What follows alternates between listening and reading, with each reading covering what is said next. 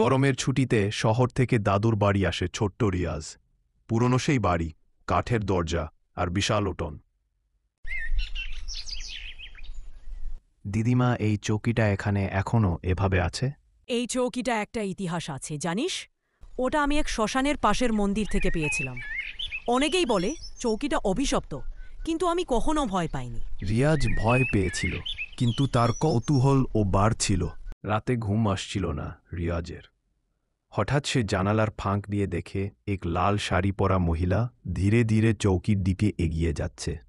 রিয়াজের খুব ভয় হতে লাগে, কিন্তু পরের দিন রাতে একই ঘটনা।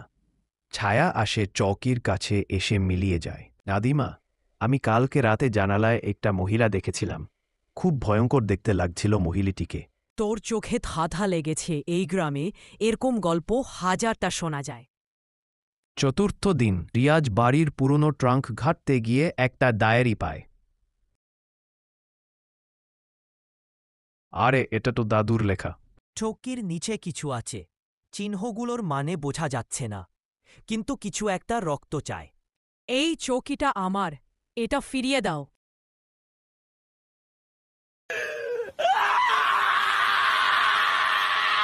সকালেই দাদিমা রিয়াজকে ঘুম থেকে জাগিয়ে তোলেন। দাদিমা, আমি সব দেখেছি। আমি ডায়েরিটাও পড়েছি। তুই ঠিকই ধরেছিস রিয়াজ। এই চৌকিটা ছিল এক রাজবাড়ির। মহিলাটিকে শত্রুরা পুড়িয়ে মেরেছিল। চৌকিটা ছিল তার শেষ বাহন। তার আত্মা এখনও ওই চৌকির সঙ্গে আটকে আছে। তাহলে চৌকিটা আমরা ওখানে ফিরিয়ে দিই না কেন? যা একবার মুক্ত হয়েছে তাকে আবার বেঁধে রাখা যায় না। হঠাৎ ঝড় বৃষ্টি হচ্ছে দাদিমা। আমার চৌকি ফিরিয়ে দাও। এই আর রাখা যাবে না। চলো রিয়াজ, আজ রাতেই ফিরিয়ে দিতে হবে।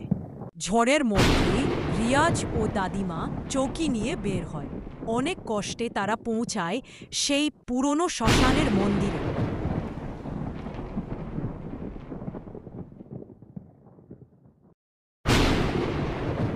চৌকিটা মন্দিরের ভেতরে রাখতেই ছায়াটি গর্জে ওঠে।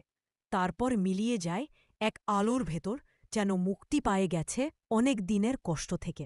রিয়াজ ভাবে সব শেষ, কিন্তু শেষ রাতে আবার আগের মতোই শুরু হয়েছে। ধন্যবাদ। তবে মনে রেখো, সব কিছু মুছে যায় না। যে চৌকিকে তুমি চেনো সে তো আর নেই, কিন্তু ইতিহাস সব মনে রাখে, সব।